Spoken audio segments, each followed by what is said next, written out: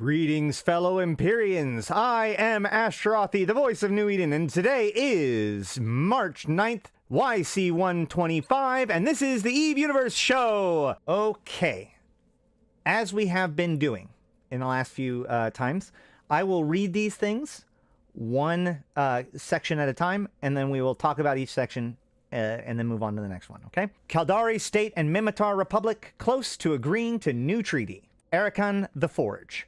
Caldari State and Minmatar Republic negotiators are reported to be close to agreeing to a new treaty as the culmination of a summit that has been billed as the Caldari-Minmatar Security Cooperation Meeting. The two powers have sent unusually large delegations to the summit meeting at the Hasiota station in Arakan, including Hasiota CEO Athanonen Osman and Republic Prime Minister Tobias Afrit. Outside observers have already suggested that the high-powered delegation indicated negotiations on a major diplomatic realignment could be in the offing. The news report from the Arakan suggests that something akin to a non-aggression treaty is in the cards, though it is thought, with reservations, that reflect the recent history of proxy conflicts and alliances within the Amarr Empire and Gallente Federation. The strong desire for independence and freedom of action that are the hallmarks of both the state under Chairman Akimaka Soraki and the Chief Executive Panel, and the Republic under Senator Malatu Shakur and the Tribal Council, have reportedly made some difficult negotiations at times. On the point of technology sharing, both parties are highly guarded and mutually reluctant to use their recent advantages in Triglavian research as bargaining chips. Rather, the summit is focused on securing agreements on borders and recognition of mutual rights and sovereignty in accordance with the provisions of the Ulai Accords and the Convention. Reactions to the Caldari State and Minmatar Republic to the talks have been broadly positive, with general feelings among the public of both empires that there have never been any reason for the Caldari and Minmatar to be at war with one another. Citizens strolling through the parklands surrounding Landfall Shrine in New Caldari Prime were well represented by the Wiakomi Heavy Industries fusion technician who said, quote, "Well, sure. We've always been against slavery, and here anyway, and it's not like the Minmatar ever did this wrong. I'd rather we sold them guns than have to use them against them." Quote, "It's true that we had some debts to pay to the Gallente after the rebellion, but those dues were paid long ago," said one Verrochior storekeeper in the market quarter of Matar City. A Sebestior ice cutter in Mithras was more forthcoming, quote, "I never did like those Fetties anyways, especially after what they did to the Ray and the stab in the back on, what's it called? Kolali? Whatever. The place they ambushed our fleet. Treacherous bastards." Late-breaking reports from New Caldari Prime and Pator suggest that each of the state and republic delegations are prepared to travel to the respective home worlds of the counterparts for simultaneous final negotiations with the CEP and Tribal Council. Okay, so the faction warfare realignment, this is basically a big piece of this. I think that the big key here is that it's a non-aggression pact. While it is possible that we could see the Amarr and Gallente become friends, or the Caldari and Minmatar become friends, as of right now, we have no evidence of that actually being the end result. The evidence that we have is that it is a two-way war.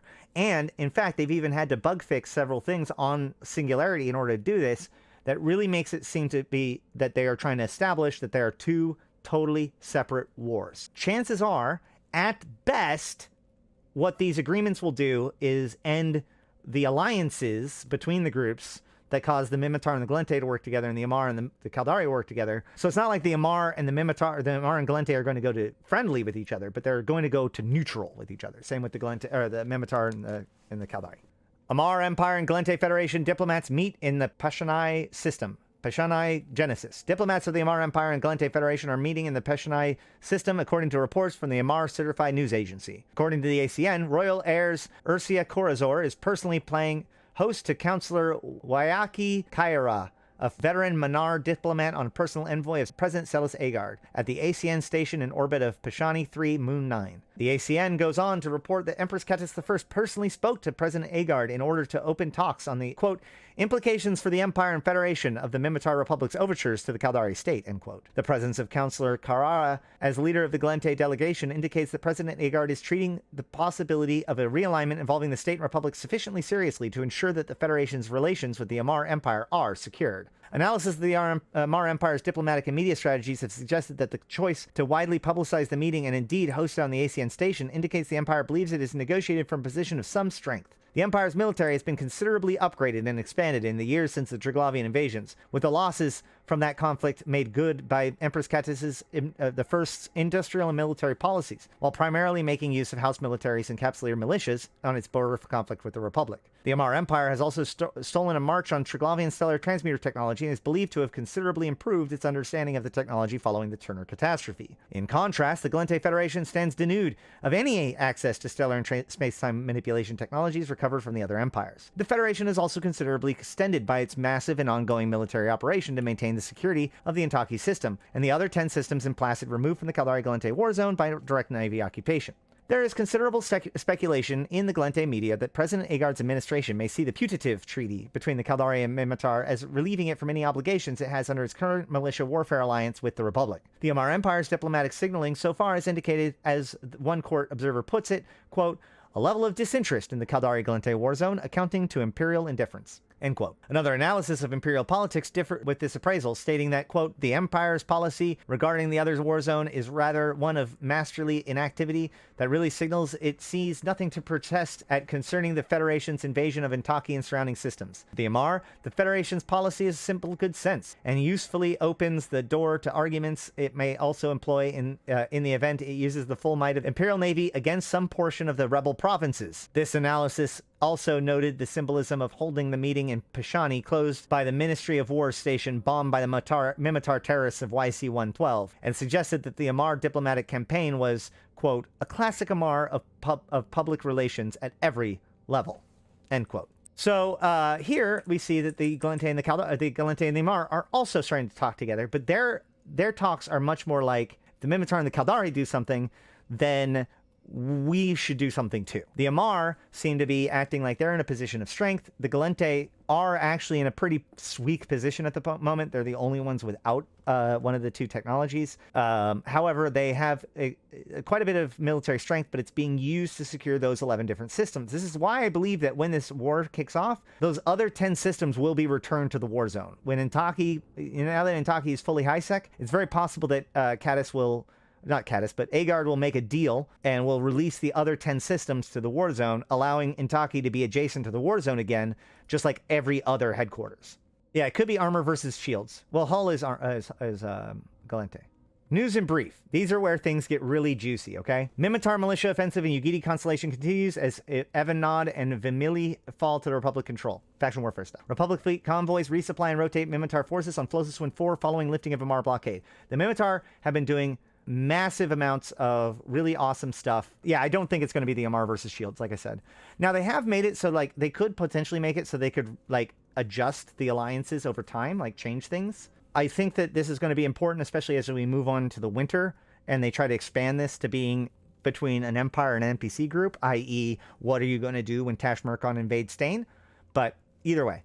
So, the Republic forces, the Minmatar militia has been very successful at recapturing the Ugidi Constellation, which has historically been like the fortress of Amarr. Like they even call it Fortress Aset. Fortress Aset has now fallen into Minmatar hold. Royal heir Hamadeh Kodor, who was the one outspoken in Ulai before and then was returned back to Amarr when all of this was kicking off, returns to Ulai as Concord Inner Circle reconvenes to discuss Emergency Militia War Powers Act. That would be the Emergency Militia War Powers Act is the law that governs faction warfare. Caldari State Protectorate recovers Oinasin system and push to secure Oinasikin system and push to secure entire Black Rise region under state control. We got to stop this, guys. Gallente need your help. Federal Defense Union struggles to defend Pegalar Constellation as loss of Macamilad brings front to Yigalis and Frere. This makes me very sad. That pocket is starting to collapse. Senate delegation visits city of Lenokia during Yantey Prime tour, accompanied by Chief Counselor Vera and Selassie. Yantey Free Army warns federal Marines to stay out of Free Lenokia as barricades erected to dock districts and textile quarter. Lenokia is the largest city on Yantey Prime. It's also the city that the Senator Belleron comes from, which is the guy who's most outspoken against President Agard. Federal Intelligence Office issues security notice warning of Anibra cult assassination teams present on Yantey Prime. This right here, mark my words, this is going to come back to haunt us. The Anibra cult is a bunch of, like, basically death cult assassins within the Yantey. There's belief that the Anibra cult could have been likely connected to the attacks that were related to that religious leader that was held by the Amarr. a few years ago. But also the Anibra cult, last we heard, was that the Anibra cult was making overtures and agreements with the Deathglow Hunters. With Anibra cult assassination teams running around in Taki Prime, chances are we're looking for things to go wrong, right? Everybody's there doing peace treaties and everybody's still trying to do like the diplomatic thing. So something like the Anibra cult is just the kind of X factor to make everything fall apart. Serpentis Corporation produced military boosters and armament confiscated in Navy raids on Arquette mountain villages. Once again, as Intaki began to be occupied and inspected, they discovered that in the mountains were Serpentis drug facilities. Thucker Harada Oki Caravan Master dismisses reports of Angel Cartel and Guristas Pirates agents meeting above onboard flagship. What does this mean? Well, the Thucker, first of all, one of the things that the Thucker was doing for a while that was very secretive was that they literally built these new city ships that they have. So who knows whether or not this flagship is one of those. But more importantly, the Thucker have very close ties to the Deathless through the... Dang it. Name. Line. What was it? It's, my brain just melted. Sekel. The Sekel group. Yeah, the Sekel Expeditionary Group. They are part of the Thuckers. And this is one of the two groups that were most known for being part of the Deathless's crew. So what's interesting is that Guristas and Angels are Minmatar and Caldari, which is what the Deathless was, right? It was when we last saw him, his forces were a unification of Caldari and Minmatar. And the new mercenaries that are part of the event are also Minmatar and Caldari, which is why I was thinking it was part of the Deathless. But this also goes into the fact that there are Angel and Guristas rats that are put in for the event, but they do not seem to be updated. So it could be that they come later or as some part of other thing. We do actually now have the mercenary spawners for the group for inside of the dungeons, but not, I don't think we have any for the Angels or the Guristas. So this all seems to be kind of together somewhat, right? Which remember also, the Thucker are the ones holding on to Leopold and Velari, the Peacock, who is the guy who betrayed the Guristas, betrayed the Gallente. He was a spy for the Deathless that had been operating within the Gallente Senate for like 5 years or more, actually almost 10 years, until he finally exposed himself as part of the operation that led to the Guristas having to cut their losses and flee Jita 4-4 during the Easter event last year. So Envalari is still at large and with the Thucker. So all of this is coming together right now. Second coming of Warclone mercenaries? Yes. That's a big part of what this is going towards. So, Krulifer organization, Anoikis Clippers, drop armaments into Skarkon Tribal Resistance Army under RSS contract. So this is actually really interesting. So the Krulifer organization is a Minmatar group. Anoikis Clippers, Anoikis being wormhole space. So these Krulifer organization. Hold on a second. Yeah, they're Minmatar mercenaries. They're mercenaries for a crime lord. So these are one of the major smugglers. So again, very close to the Deathless, right? These are Deathlessy kind of people, and they were used to bring supplies to Skarkon, which is in Pochvin, one of the biggest resistances in Pochvin at the moment. Edencom monitors in Pochvin track increase in drone activity in Triglavian industrial and military operations spike. There's your road drones. Reports from Vale 4 claim Svarog-clade siege elites destroy drone-built arcology with antimatter munitions. So Vale is under the control of Velis-clade. Svarog has been sieging it for quite some time, and they use big bombs when they do. Svarog assault forces reported to have fought to the death, inflicting massive casualties on Velis troops and drones. That's pretty intense. And Edencom intelligence sounds the alarm over Svarog-clade capabilities, with Provost Marshal Valkanir warning of new invasion risk. Bum.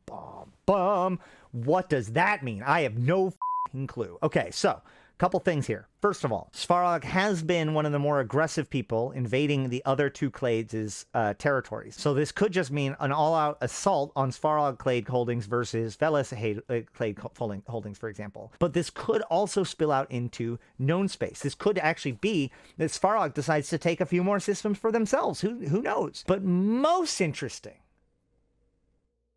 to me is that the Svarog are also related to Krezhnik Svarog, which is the other named Triglavian that we don't have any information really about. So it appears that Sancha has begun corrupting or tried to corrupt some of the Triglavians. We don't know how successful they were. However, they were successful enough, or at least caused enough panic within the Triglavians, that they formed a special operations troika just for the elimination of the corruption of Sancha throughout all sorts of systems. And the weird thing about this is, we've never heard from them again.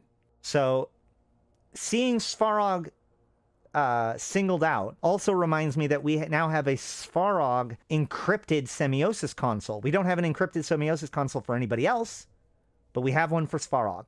And that encrypted semiosis console has never sent a single message to us. So, could be interesting. The Trigs have been interested in Turner. That's correct. And in fact, I believe it was the Svarog that were interested in Turner and Vel'ash that was interested in Othanoon. But I might not be 100% sure or correct on that. Leopold in Velari is in Valor? No. No. No. Get out of here with your conspiracy theories. The Trigs are fighting each other? Yes, the Trigs are basically at war with, like, the Trigs, like I said earlier, the Trigs are in a thing called the struggle, where the three clades are basically in competition for each other as to see who can be the better one. I think that the name here is really telling. I know that there's a lot of people that disagree with me, but I think that it's worth paying attention to the fact that the name clade is I don't believe is an accident. Basically, a clade is all of the sub-branches under a primary branch. So, like, there's the ape clade. And so all of the different types of apes are broken down from the ape clade, right? So, basically, it represents splitting branches from a root source. So, this could be symbolic, right? Like, they use a lot of symbolic words. So, they could just be meaning clades as in, like, different branches, different groups that don't get along, like different nations. And they just are using that to be clever. But I personally have beginning to believe that I think that actually the Triglavians have 3 different strategies of evolution. I think that the clades have collectively changed themselves such that they no longer see themselves as human. In the same way that they don't see us as human, right? We, as Capsuleers, are cladistically related to each of the 3 Triglavian clades, because all 4 of us, the Empyreans, the Svarog, the Vel'ash, and the Perun, are all derivatives of the human race. So we're all cladistically related. Yes, the Triglavian clades are all named after gods, and I think even most of the subclades, I think all of the subclades are named after gods. And all of the ships and stuff are named after, like, spirits and demons and stuff. All right. Agent finder. Locator agent. Within 2 jumps. In current system. That'll work. Well, yeah. So, the god Triglav is comprised of 3 sub-deities. Vel'ash, Perun, and Svarog. Although Dazbog was one of them and then was replaced with Svarog. I talk about this in the Triglavian, Who Are the Triglavian video. I think the dialectical struggle between the clades leads to the whole to be stronger and leads to insights such as with the road drones that would otherwise be impossible without the conflict. Yes, that's the whole point. Everything has to be proven. You feel this way, I feel this way. Our 2 ideas must be proven against each other through conflict, through basically contrasting the 2 of them, right? The dialectics of the concrete. Yes, now's a good time to feed the hamsters. Make sure to like the stream. I love how the Lazy One and Aikawarazu Chan both thought of that at the same time. If Leopold in Velari is not in Valor, Marcus, you're in trouble. Just so you know. You've been able to do this on Envalari for quite some time. In fact, if you go to my news, or my lore area, see Leopold in Velari, and we can see right here. Leopold in Velari for you. I found your sleaze bag. He's in the MTAC MD3B system, 730 TAC KH constellation in the Great Wildlands regions. So that's where he was last time we looked at him.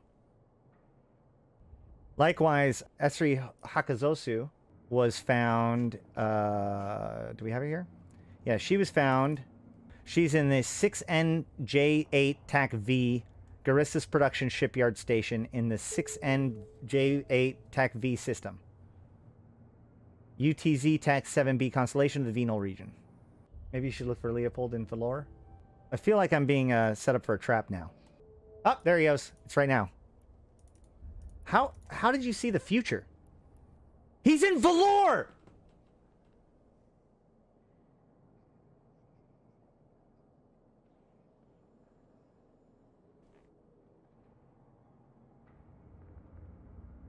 How are you not kidding?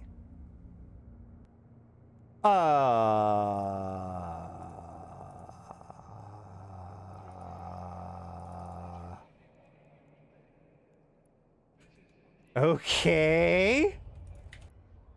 What about Esri? Is Esri where she's supposed to be? We've been watching these people for a year. They have not moved. You're busy. Get bent. No, Marcus, I know Marcus. He's a good dude. I have no idea why he would know that information, but I'm sure he's having a great time right now. So what does that mean? Okay. I legitimately have no idea. But, like, Leopold and Valari fled the Gallente when this whole thing went down. Valor is the seat of power in the Gallente. So this seems to suggest, now this could just be wrong. There could be an error here, okay, guys? This could just be some sort of error. We're going to have to keep an eye on this. But if this is true, what it seems to be suggesting is that Leopold and Valari has actually returned to the Federal Senate, which would be mind-blowing, especially given the fact that there's currently 2 senators on Intaki doing inspections to try to clean up the mess that this dude caused. So either this is a mistake and they accidentally reset him to his home system or something like that, or the plot thickens deeper. Yeah, so that's weird. That's weird, right? Okay, I've been hinging on the idea that Leopold was the guy who found the FIO dossier and brought it to the death list back in 2018. It would certainly throw a wrench in my craw to find out that that actually isn't what he did. But I suspect that there's something more going on here. Maybe he's visiting family. That's wild, though, isn't it? I don't know the last time we checked where he was, but it's got to be within the last, like, couple of months. If it says that she's, like, in Jita or something, then I'm going to call bullshit on this whole thing. I don't know whether or not this is real until we can verify anything. You know, this seems like the kind of thing that might just be a little thing that they missed. This is one of the challenging things about these kinds of stuff where, like, well, now we need to sort out whether or not this is something that we should actually read into or whether or not it's just, you know, something normal. So we're going to have to keep an eye on this and see whether or not they correct it in the near future. That's pretty wild, though. I don't know if you're the first person to have figured that out, though, Marcus. I'm probably going to show up to the Discord, and they're going to be like, well, yeah, we all know that Peacock moved like a month and a half ago. And I'll be like, oh. But who knows? Maybe you're the first person to have discovered that, which I think is really cool. It's a prank, bro. It can't be. Leopold's in Valor right now. Right, Rockman. That does happen before. Like, CCP Delegate Zero could come out and be like, nope, don't read into that. We'll just move on. Okay, guys, yes. Concord is the true enemy of all Empyreans. Yeah, that's pretty much it right now, guys. There is new buildup in ammo and in Mehator. There is things going on all over the place. There's things going on in Pochvin. There's apparently rogue drone stuff showing up somewhere that people were talking about. So get out there, get in the war zones, get in these different headquarters, get all over the place and look for what's going on. Excuse me. There's a lot going on. There's still more to discover. You know, just make sure to report it to me as fast as you can so that way we can talk about it here. But I think that just about covers it for today. Yeah, I just want to thank you guys all for hanging out and participating and helping out. And I also want to thank my supporters, my top supporters being Abyssus, Aikawarazu Chan, Arydanika the Queen, Belligerent Neckbeard, Black Rose Noble, Bomber's Bar, Dajat Lemmont, Drake, Golden Age Stories, J. Kuhn, LM1, Lumi, Malak Starfire, Midnight Space Monkey, Not Just Fun, Seeds of Plenty, Serenity with No Eyes, Syliana Vel'ash, Tgen Tgen, Nephilim, Grendel, Zaul Nex, as well as my Immortal Tier supporters of Eboleet, May, Merc Utan, and Rid. Oh, and of course, thank you, double thank you to LM1 for gifting those subs to Steve Stanchfield, Coney, GM Trails, John A., and Shalardrian. On their behalf, thank you so much there, LM1. Thank you for the lore education. Love the red jacket. I appreciate it. Yeah, this is my theory wear jacket. But yeah, so yes, thank you to LM1. Also to the super chat from the earlier, Sean Bogard. Yeah, for the guinea pigs. Thank you guys so much. And yes, one last reminder, for the benefit of the guinea pigs, make sure to like the video and go back. I put out a video yesterday, which is all about inventory, asset management, and all that stuff. Everything you could possibly want to know when it comes to dealing with your own stuff and keeping it organized. Check it out. Make sure to like it and comment it and share it with your friends. I've been Ashrothi. I've been talking about this game. I've been playing this game since 2010, talking about it since 2012. I'm here to put even into context for you, my fellow Empyreans. Thank you guys for coming. Thanks for hanging out. I will be on my Discord later. You can come and hang out with me again. I appreciate you guys enjoying the show. Hopefully, should be, that we will have just as awesome of a show tomorrow. Till then, I hope to see you then. But until then, I've been Ashrothi, and I'll see you in space.